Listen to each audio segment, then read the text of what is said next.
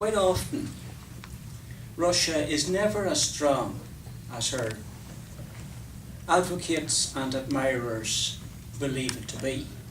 Yet at the same time, Russia is never as weak as her enemies believe that she is or would wish her to be.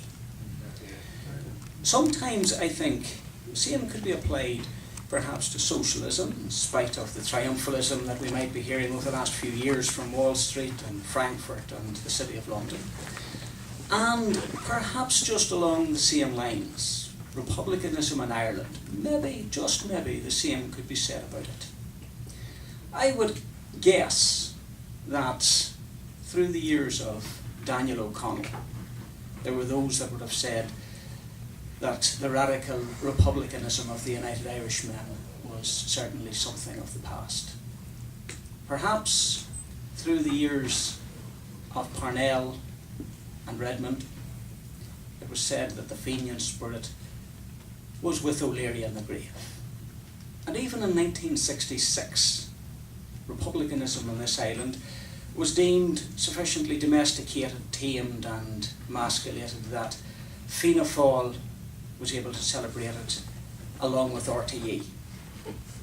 Itself a sort of tribute to how safe the thought Irish republicanism could be.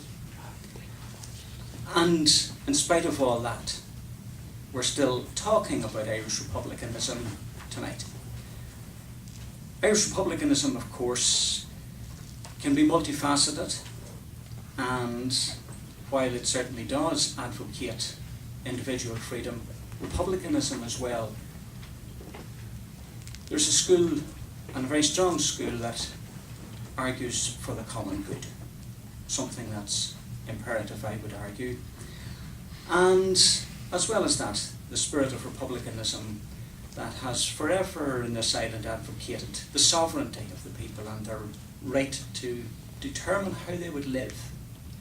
And in this modern era, when it's possible to say that the impact of London isn't quite what it used to be, we're now looking at a time when the impact of Brussels, Berlin, the Troika is quite arguably as much an imperial power as anything that we've experienced in the past, although albeit in different formats.